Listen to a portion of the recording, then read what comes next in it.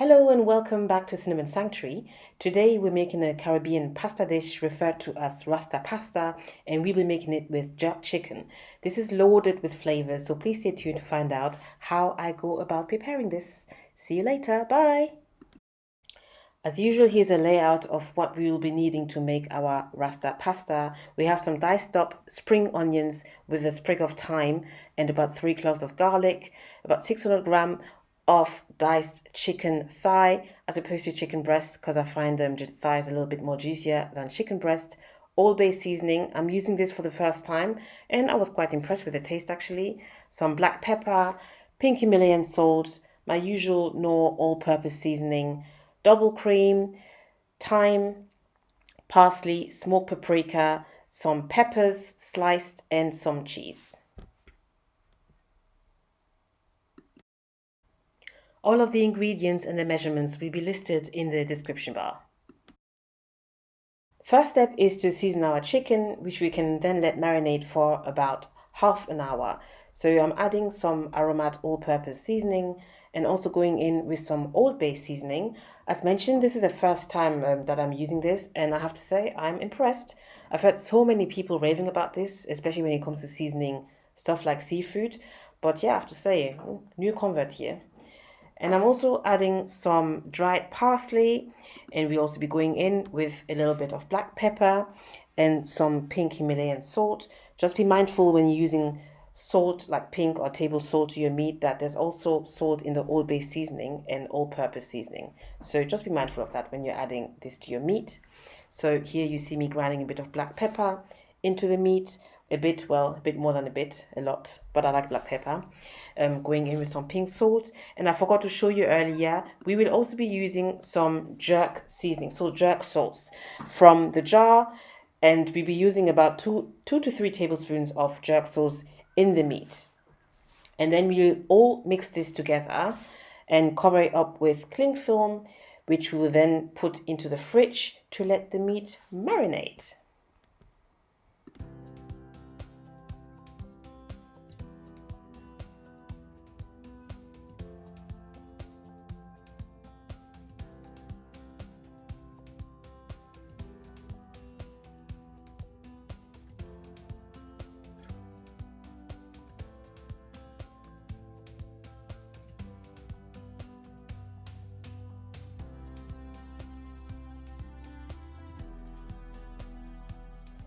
While our meat is marinating in the fridge, I'm just going to boil our pasta now.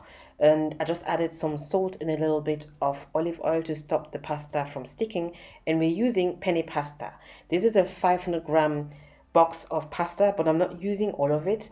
I think approximately 350 grams of pasta I'm using here, but I'll put the exact measurements in the description box. I've let the pasta boil for approximately 10 minutes, after which I'm going to strain it and reserve it on the side for later.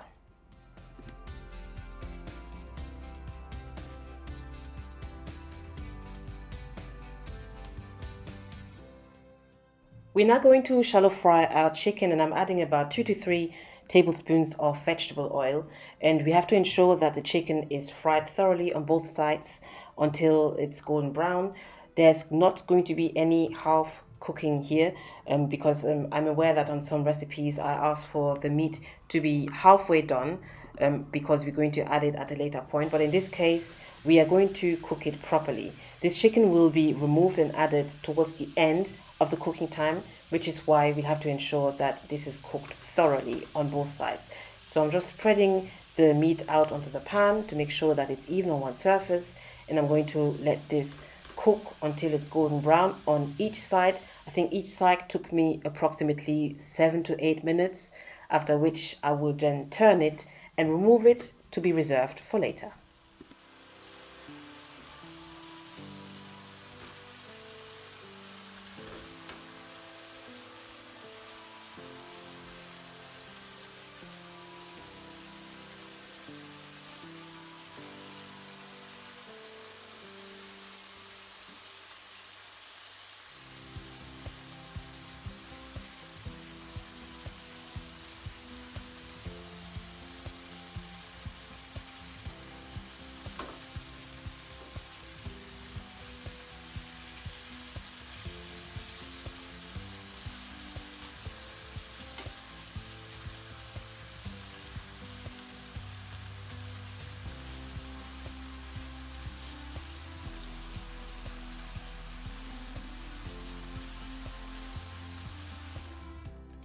At this point, our chicken has been frying on both sides for approximately 12 minutes, and I need to now remove it to set it aside for a later point. And I'm just removing it and adding it into my dish.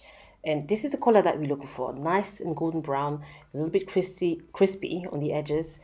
And it's taken me all the willpower not to snack on this whilst I was carrying on with the rest of the cooking. I mean, look at this, look at that. Ah, I mean, how can you not snack on this whilst you're cooking? That's the kind of stuff that you just absent-mindedly pick at until you realize that you've munched away at half of it. But anyway, I'm just putting it away in a container and we'll set it aside, and then I'll show you what we'll do next.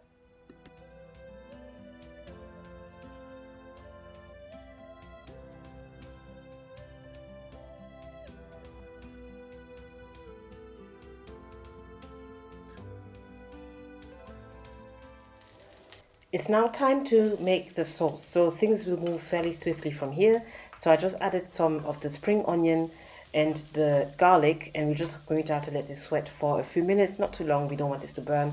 Just let this sweat for about 3 to 4 minutes, and then incrementally, once this is sweating, I'm also going in with the thyme and the sliced peppers. So I've used about half or probably a quarter of a red pepper and a quarter of a yellow pepper that are sliced up, and we're just going to let this cook and sweat out again for about 3 to 4 minutes.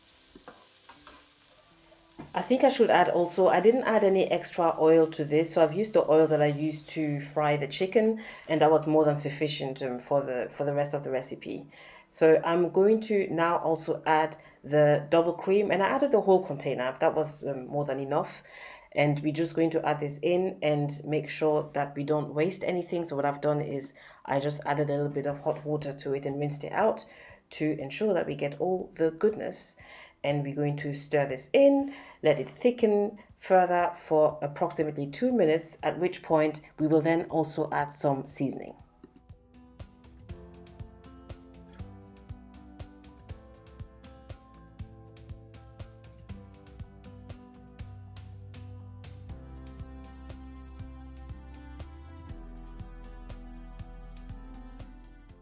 It's been a couple of minutes and the sauce has thickened slightly, so we're just adding some Old Bay seasoning, a little bit of smoked paprika, and I'm also going to add some all-purpose seasoning.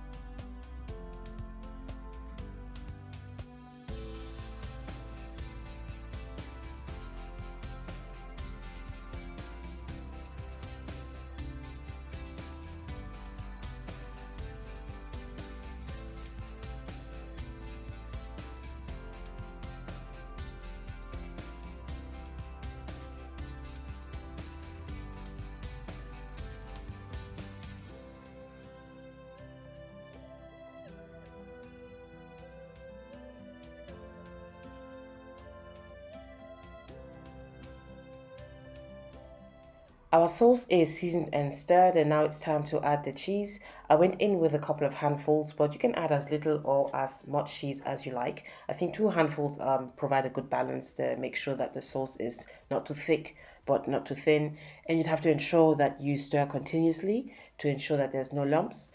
And once we've done this, we're going to add our pasta.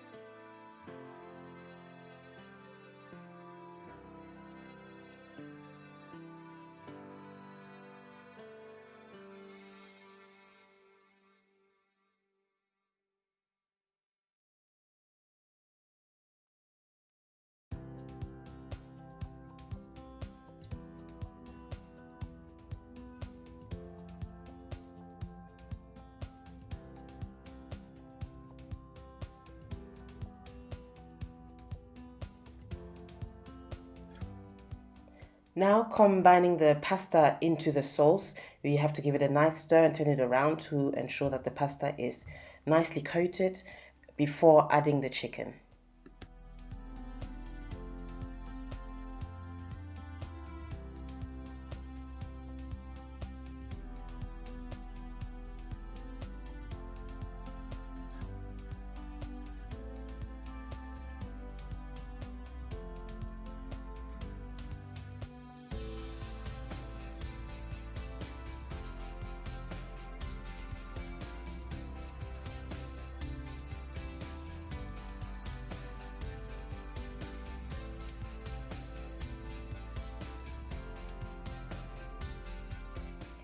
Now we can combine the chicken into our pasta. Make sure that you get all these juices at the bottom of the meat. We don't want to waste it. This is all flavor. And I've reserved some chicken to the side because I wasn't sure whether I was going to use it for a separate recipe. So you add this in and combine it nicely. Let it simmer for just a minute or so. And then your dish will be done. But yeah, this is pretty much it. Pretty easy, fairly easy. Nice dinner staple. Bit rich, but it's so tasty. It is so worth it. And I'll show you in a minute what the end result looks like.